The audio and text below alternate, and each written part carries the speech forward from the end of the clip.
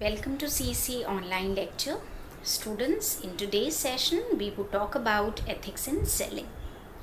Now, at the outset, we need to understand that management assumes a number of responsibilities in an organization, such as economic responsibility of carrying out the activities in a profitable manner, the social responsibility of contributing to society and community at large, the ethical responsibility of being ethical and doing what is right, and the legal responsibility of obeying the legal framework. Now, all these responsibilities, they have important implications for all those who work for them, including the salespeople. But the legal and the ethical practices, they are particularly important in respect of the selling function, because the salespeople may face conflict between their personal standards and the standards of their firms and customers. Moreover, the evolution of the selling function over the years has really raised the ethical bar and expectations, leaving no scope for any sort of unethical behavior. Now, in the light of this, there are some of the obvious questions that come to our mind, like what is ethics? Why ethical behavior is important? What are the ethical issues concerning the company, the salesmen, and the customers? Can a business behave unethically and still operate within the law? How can a poor ethical conduct affect the performance of an enterprise? And so on and so forth. So, students, we would now take up each of these questions and seek answers of these aspects in greater detail. The first thing is, what is ethics? So, ethics broadly can be defined as the set of moral principles by which people conduct themselves personally, socially, or professionally. In simple words, we can say ethics is what you do when no one is looking. Now, students, we all face ethical dilemmas. Like, for example, I may find a bag full of money while I'm crossing the road. Now, should I keep that bag of money? Or an employee is being given car facility from his company. Should he use that car for his personal work? Now, what is the answer to such ethical situation? The answer is that wrong is wrong even if everyone is doing it, and right is right even if no one is doing it. So it is very important for each and every individual to set the standards of the moral conduct which should govern their behavior in day-to-day life. Similarly, when it comes to the business enterprise, the company or the enterprise is also expected to have a set of laws about how it conducts its activities and behavior, which is nothing but business ethics. Now, why it is important for an individual or why it is important for an enterprise to be ethical in its approach? Now, when we talk about ethics in the context of an enterprise or ethics in the context of the selling function, we know that the company largely works to build a reputation for being fair and professional in its activities. The company or the business also want to have repeat business and higher sales over a period of time. Now, if you are ethical in your approach, it really helps you to develop a lasting base of customers. You not only earn the respect of your peer group, but also your competitors and your customers. When the salespeople, they work with the ethical conduct, it helps them in minimizing the complaints about the product which is being sold, or it also helps you to remove any sort of legal or consumer right risk which can arise in the course of selling, and above all helps you to develop a peace of mind. So I'd say it is overall good for the company to practice ethics and to have a work environment which is ethical. Now, what is going to influence this ethical behavior, or what actually influences the ethical behavior? Now, students, there could be individual influences, there could be your personal moral ethical value system. It could be a value system in which a person is being raised. There could also be organizational influences, or the commitment and the integrity of the top level management, which sets a course in the organization where everybody works in an ethical fashion. Now, salespeople also encounter many situations which may not be covered by the company statements, and therefore they have to develop their own personal standards of what is right and what is wrong. Without these personal standards, the salespeople will not only lose their self-respect, but also the respect of their company and the customers. Over the long run, the salespeople with a strong sense of ethics are the ones who become successful over those who compromise their own and the society's ethics for short-term gains. So, in sum, we understand that it is the salespeople's ethical standards that determine how they conduct their relationship with everybody around them, including the customers. And we have also seen that ethics is something which must begin at the top of the organization. It is the top level management that has to set an example. And many companies, because of this very reason, they have their own ethical standards which describe the behavior they expect from their task force. Now, let us understand, students, what are the various ethical perspectives. Now, there are ethical issues concerning the company, there are ethical issues concerning the salespeople, and there are ethical issues concerning the customers. We would talk about each one of them, but we are going to discuss the ethical issues concerning the customers in greater detail. Let us first talk about the ethical perspective concerning the company. Now, we most of the times find that companies, they assign certain targets to their sales representatives. This is a kind of a sales pressure. Now, should a manager establish a performance goal that he knows that his salesperson has a very low chance of attaining? Now, what is going to happen if the circumstances change in the salesperson territory and therefore he is not able to meet those sales goals? Should you in that case lower down your sales expectations from the salespeople? Now, if you don't adhere to these kind of aspects, they put a lot of pressure and therefore results into an unethical practice being practiced by the sales representative, because he then tries to go for a pressurized sale from the customer. So you try to then resort to forceful selling because you have to meet your targets. So certain sales pressure or undue unethical sales pressure which is being put by the company also is something that one should be careful about. The second is decision regarding the territory. We find that company increases the territories by splitting them. So what happens is a salesperson might have spent years building the territory only to have it taken away from him, or the company makes a decision to reduce the number of territories, thereby putting a pressure on the sales force. So this again comes under the very gamut of the ethical aspects concerning the company.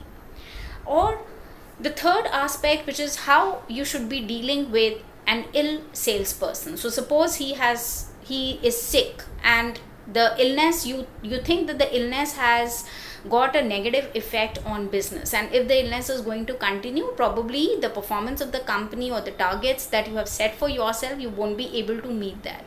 So what the company is supposed to be doing in that situation? Should you remove the salesperson from his job just because he's sick, just because he's not up to performing his duties? Again, there is a ethical concern. Or the employee rights. Under what condition can the salesperson get fired? What about the privacy of their employment records? How can you prevent any sort of a harassment that a salesperson might feel at the workplace. So if you are not taking into consideration all of these things, they are very much a part of the ethical issues on the part of the company that they need to take into account.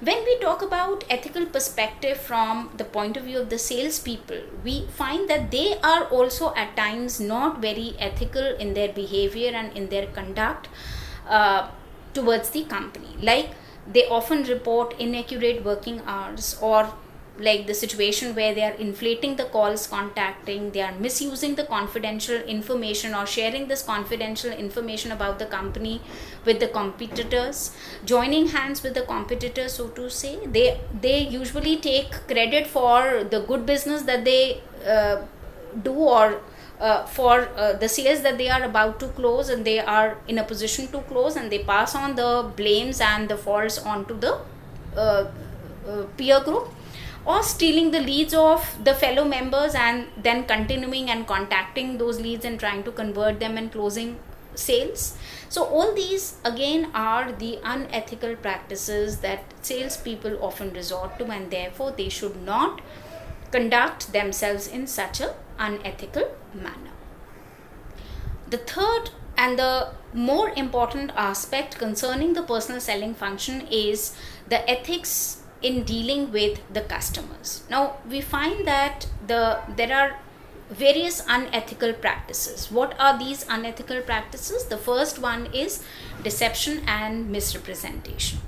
Now there can be both legal and ethical consequences if a personal seller is not honest with the customers. Deception is when someone intentionally presents incorrect facts. Now many companies that use salespeople, they have incentives for them to hit a certain amount of sales goals, which could lead sellers into using misrepresentation or sort of deceptive practices in order to achieve those goals. Now then what do we learn? Unless and until we are very clear that we do not want to resort to such sort of deception and make every attempt to get the customer to buy the product, any sort of a trap by misrepresentation of the facts would turn out to be an unethical sale. Similarly, the second aspect where we find salespeople go wrong so far as their ethics is concerned is where they share the information about the customers with others. Now it is very natural that salesperson may hold information about their customers, such as how many products do they purchase, what kind of product do they purchase, who their customers and contacts are. But then the salespeople, they do not have a right to share all this information with the customer's competitors. In many instances, we see that a buyer may ask the seller to sign a non-disclosure agreement, because in order to serve the buyer, the seller will gain access to important private information about that buyer. But even if there is no non-disclosure agreement in place, the courts are also likely to agree with the buyer that the seller has an obligation in all circumstances to protect the information about the buyer. The third way in which we can understand the ethical aspect concerning the personal selling function is gifts. Now, what is the concern here? The concern is whether the gift that is being given to the customers is so extravagant, or is it so expensive that it is actually considered a bribe. In some companies, buyers are not even allowed to accept like even a small token of appreciation. Now these companies do not allow their buyers to receive the promotional items also, like a pen or say a cup with the logo of the company, because they want every vendor to have free access to sales opportunities and earn the business on their own merits and not on the basis of these kind of freebies. Now many buyers would question the motives of the salesperson giving a very big or an expensive gift, and most of the salesperson also agree that lavish entertainment and gifts, they are actually becoming less and less important nowadays, because the decision makers know that these add to the cost of doing the business, and they would rather get a better price rather than entertaining any such gifts and the idea of providing such sort of freebies to the buyers. Another aspect is discrimination. Now, this is something which is very important to understand, because of the two factors which are involved in the preposition of discrimination. One, there is a possible violation of company policy, okay, and the second is that you are providing an unfair advantage to one customer. Customers may not know that their special request could get the salesperson in trouble, and the request may be reasonable, but it would still may go against the company policy, and in that instance the salesperson should not follow that particular request if the policy, like, unless and until the policy can be changed or the policy can be made more accommodating. The second factor to tackle, which is much more difficult, is the aspect related to providing an unfair advantage to only one customer. Now, what happens is that why this particular aspect becomes difficult, because this such kind of request and such kind of treatment can be unfair to other customers, and therefore it can cause legal problems. As long as the special request can be provided to anyone who asks for it, no law is broken. But when the special request is for a particular customer, for a discount, for some sort of a price discrimination, then the price discrimination laws come into play. If such sort of a discount is not made available, or such sort of a pricing is not made available to everybody. So one has to understand that if you do not handle such kind of things in an ethical fashion, the salesperson may get a reputation for being untrustworthy, and therefore you should refrain at all costs to entertain such kind of a discriminating behavior or indulge into this kind of a discriminating behavior. Another aspect or another unethical aspect concerning the selling function is cheating. Now, what kind of cheating is involved?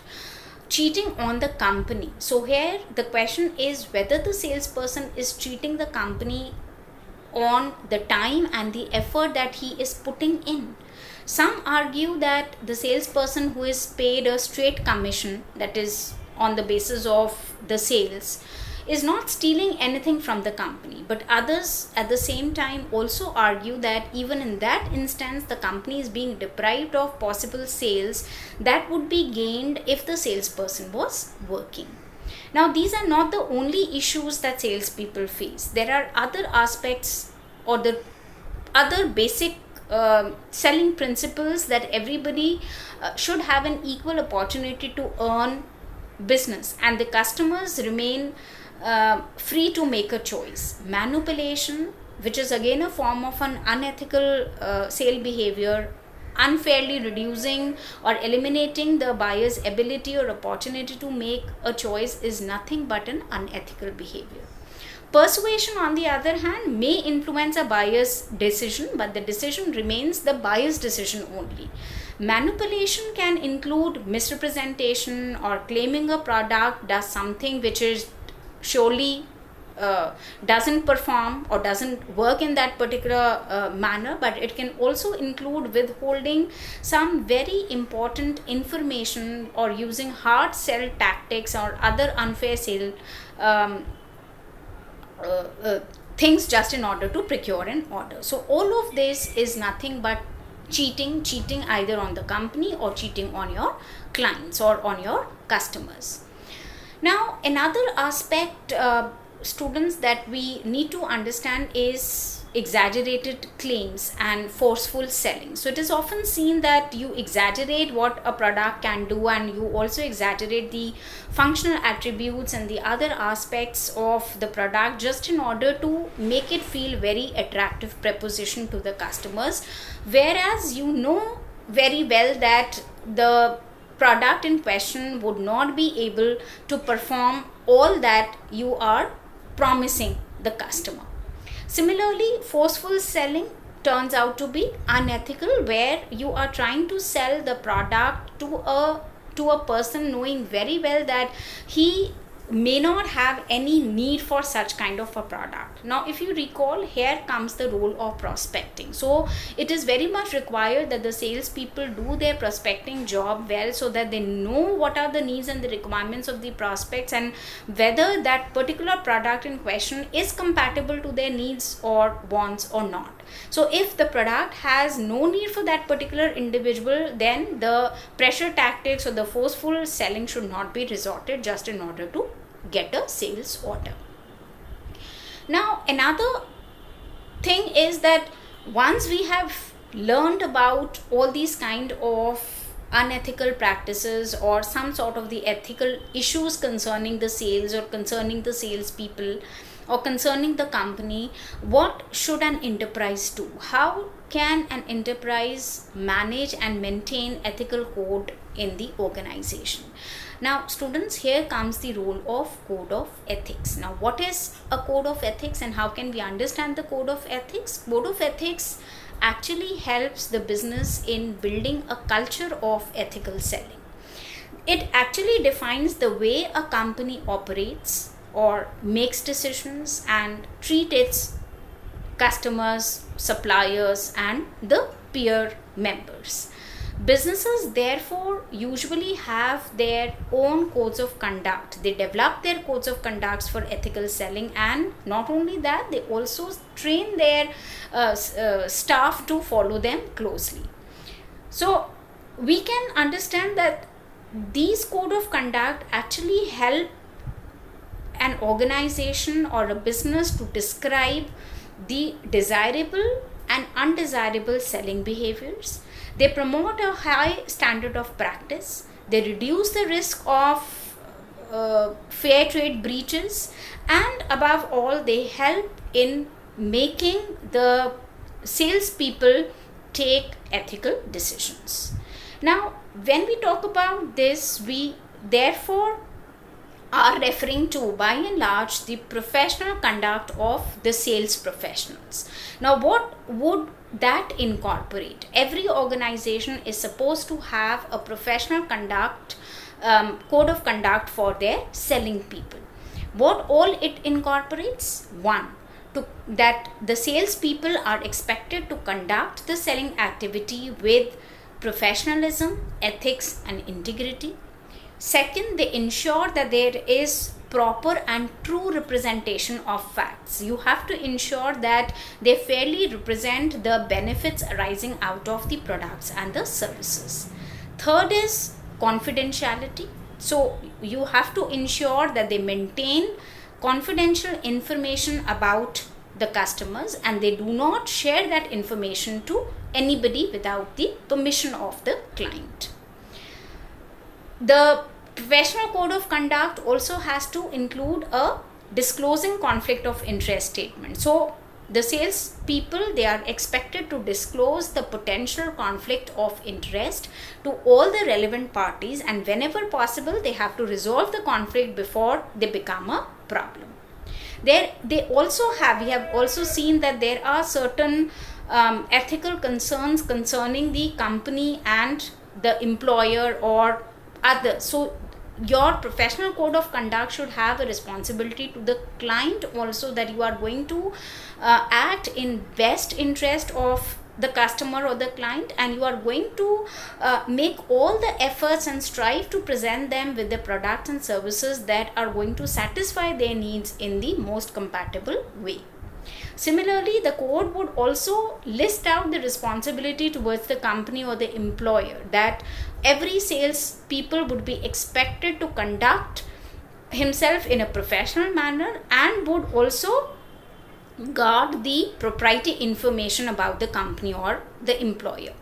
There is also a responsibility to the community that should be embedded in the professional code of conduct that you develop for the task force. That is, you have to have the responsibility of serving as a model of good citizenship and be vigilant to the effects of your products and services on the community or on the people at large. And again, something which is very vital to be incorporated in the professional code of conduct is laws. So the legal framework, so every employee and every salesperson, while they are conducting their selling activities, they have to observe and obey all the laws that affect the products, services, as well as the profession. Now let us come to the final leg of the discussion, where we would talk about what can be the possible guidelines for making ethical decisions, or how can you manage the sales ethics, what can be the possible key takeaways. The first thing is, students, you should never change. So even if you have to compromise on your profitability, and even if you think that the ethical behavior is posing some problem, still you should never change and stick to that kind of ethical conduct. The corrective action also should be taken in any situation, and you should not take that corrective action to suit the situation or to fit to a particular occasion. And the third aspect, or the third guideline, which is going to help the sales personnel in making ethical decision, is that you should consider it separate from you. Right? The rules are different and you as a person are different. Otherwise, you will be changing the rules and you would be bending them as per your interest. Now, what can be the possible key takeaways?